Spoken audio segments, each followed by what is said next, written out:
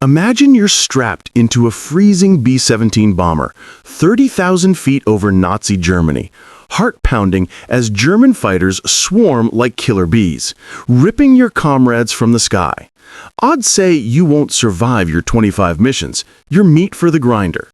But what if one mad general flips the script, turning certain death into total victory? January 6, 1944. General Jimmy Doolittle storms a British war room, tears down a sacred sign, and unleashes hell. No more babysitting. Destroy them, he thunders. Bomber crews cry, "Suicide!" Commanders call it reckless madness. But this bold gamble shatters the Luftwaffe in weeks, wins the skies, and saves D-Day from disaster. You'll be hooked, because this isn't just history.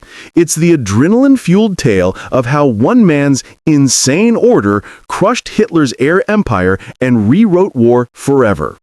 If you think WW2 was won on the ground, wait until you see the sky's savage secret. Don't blank, this story will grip you to the end. Let's transport you to the nightmare that ignited everything. October 14, 1943. Schweitzer, Germany. Deep in the Reich's industrial gut, factories churn out ball bearings, the tiny but vital cogs keeping Hitler's war machine rolling, tanks grinding, planes soaring, guns firing. 291 American B-17 flying fortresses roar from English runways, their bellies loaded with death. Crews, young men from farms, cities, small towns, joke nervously, hiding fear. Their mission? Smash those factories, cripple the Nazis. They form combat boxes, a wall of steel and guns, 50 calibers ready to spit fire. But as they cross the German border, the escorts, P-38 Lightnings and P-47 Thunderbolts, bank away. Fuel tanks empty, range maxed. The B-17s plow on alone into a storm of fury. Then, the sky darkens. Swarms of Messerschmitt 109s and Focke-Wulf 190s materialize, sleek killers armed with 30mm cannons that punch through armor like paper, rockets that bloom fireballs. They attack head-on, closing at 600 miles per hour. Gunners have heartbeats to aim. Blink and you're gone. One rocket hits a fuel tank. The B-17 erupts, tumbling in flames, crews bailing into sub-zero winds or trapped in screaming metal tombs. 60 bombers vanish that day, plunging, burning, scattered across German soil. 600 men, laughing buddies hours ago, now statistics. Dead, missing, captured. 17 more planes are twisted wrecks beyond salvage. The air stinks of cordite and fear. Lieutenant Robert Morgan, captain of the iconic Memphis Belle, one of the rare crews to finish 25 missions, scribbles in his diary amid the grief. We're being fed to the slaughterhouse. Fighters ditch us at the border, leaving us naked in hell. The fort's guns roar, but against this onslaught, it's not enough. We need escorts all the way, or stop this madness before we're all gone. The math is brutal, soul-crushing. A full tour survival rate? A meager 25 to 35%. Picture yourself suiting up, kissing a photo of your sweetheart, knowing statistics whisper, you won't come back. Every mission a coin flip with death. The Luftwaffe's tactics are diabolical, massing beyond escort range, diving in waves, exploiting every weakness. They choose the battlefield. Americans just die. But why this carnage? The escort's short legs leave bombers exposed. General Henry Arnold, U.S. Air Force's chief, pounds his desk in rage. The Luftwaffe must be obliterated, or D-Day is a pipe dream. Solve the fighter crisis, or the bombing halts now. The ultimatum hangs like a noose. The air war teeters on collapse. But whisper this, a silver savior is coming. And with it, a general's reckless revolution. Can it save the day, or doom them all? the spark of hope ignites. November 1943, amid the blood and wreckage, a sleek silver beast lands on English runways, the North American P-51 Mustang. This isn't a fighter, it's a legend in waiting. Its Packard-licensed Rolls-Royce Merlin engine unleashes 1,695 horsepower, a supercharged monster that laughs at thin air. With sleek drop tanks, it prowls 1,600 miles, enough to shadow bombers to Hitler's doorstep in Berlin and claw back home, fangs bared. Speed? A blistering 437 miles per hour cruise, leaving German fighters in dust. Altitude? 41,000 feet, where Nazis gasp, but the Mustang reigns supreme. Maneuverability? It twists like a knife in a dogfight, climbing faster than gravity allows. Captain Chuck Yeager, the future sound barrier breaker, straps in for his first ride and beams. It felt alive, hungry, faster, higher, tighter turns. The P-51 doesn't fight fair. It dominates. The Nazis, they're about to meet their match. But here's the heartstopper. The Mustang's claws are chained by old tactics. Fighters glued to bombers like shadows? The Luftwaffe snickers, lurking just out of reach, striking when ready. Escorts chase tails but never bite first. The P-51 screams for freedom, to prowl, to ambush, to kill without mercy. Without it, the Luftwaffe keeps feasting on American blood. But one man hears the call. A general with a Ph.D. and a fire in his belly is about to unleash the beast. Will it devour the enemy, or turn on its own? Fast forward to the powder keg. January 6, 1944, High Wycombe, England, 8th Air Force Headquarters. Major General Jimmy Doolittle, fighter ace, MIT genius, Tokyo raid hero with the Medal of Honor pinned to his chest, marches into General William Kepner's office. His sharp eyes snag on the sign above the desk. Fighter's first duty, bring the bombers home alive. It's gospel, defensive dogma, etched in blood. But Doolittle sees a lie. He freezes, reads it again, then, voice low but thunderous. Tear that down, it's killing us all. Kepner stares. Doolittle unleashes. We're losing because we're playing defense in an offensive war. Fighters aren't shields, they're swords. Hours later, a new sign gleams. Fighters' first duty, destroy German fighters. The air crackles with shock. This isn't tweak, it's revolution. Fighters won't huddle anymore. They'll charge 50 miles ahead, 25 miles wide, sniffing out Luftwaffe packs like bloodhounds. After bombs fall, no retreat. Dive low, ravage airfields, torch trains, explode fuel depots. Total, unrelenting war. The backlash is immediate, ferocious. Bomber crews, already haunted by Schweinfurt's ghosts, howl. They're ditching us to die. Suicide. Lieutenant Colonel Jim Howard races to Doolittle. The Fort Boys feel betrayed. Fighters vanishing over the horizon? It's madness. But Colonel Don Blakesley, 4th Fighter Group commander and ace extraordinaire, rallies his men. No more leashes. We're the hunters now. Let's make them pay. Doolittle, forged in dogfights and labs, knows the risk. His Tokyo raid proved audacity wins. But here, lives hang on his word. The math whispers victory. Bleed German pilots dry. But whispers can lie. Is this genius or the grave for thousands? The first test will tell, and it's coming fast. Doolittle dramatically smashing the old sign, new one rising like a battle flag. P-51s breaking chains, symbolic. Luftwaffe pilots in panic. Text, the order that shocked the world, hunt or die. Music builds suspense, cliffhanger. The first raid, a make-or-break bloodbath? To understand Doolittle's masterstroke, peel back the Luftwaffe's shiny armor. Winter 1943. General Adolf Galland struts to Goering.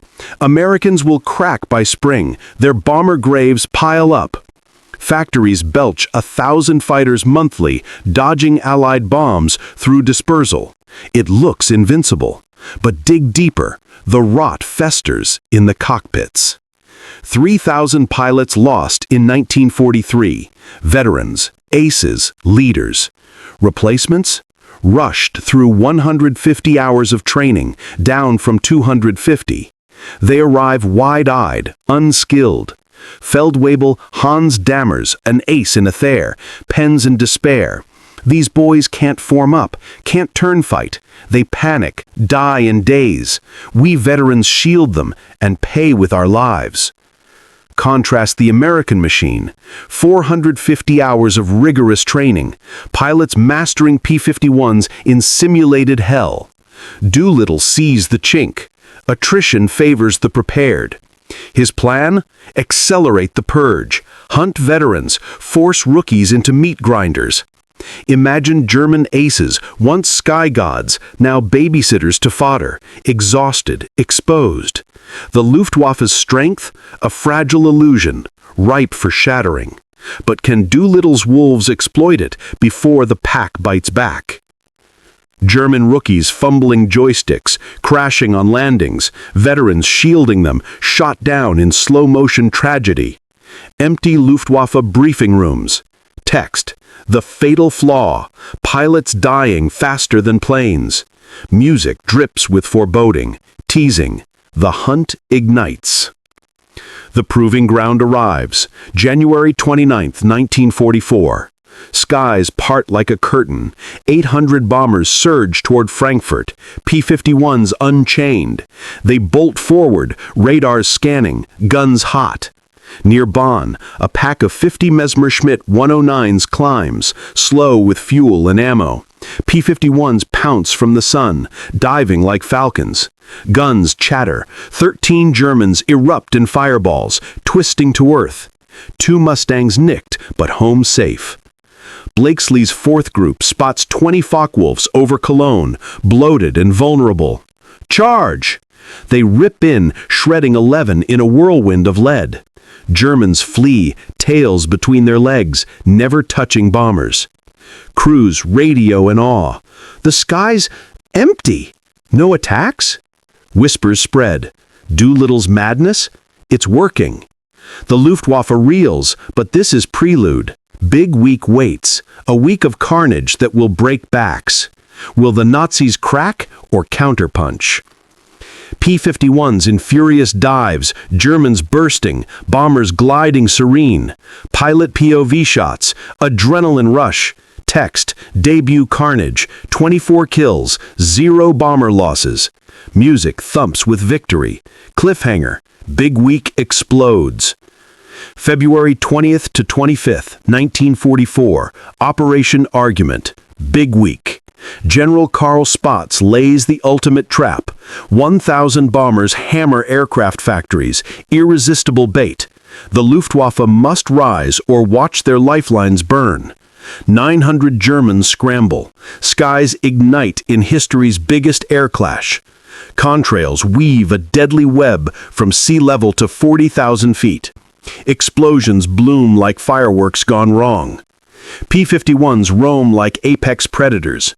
Lieutenant Urban Drew spies Mes 262 jets lifting from Leipzig. Ground 'em! He dives through flak, torches 2 on takeoff. They burn bright. Across Reich, airfields blaze, planes gutted, hangars collapsing.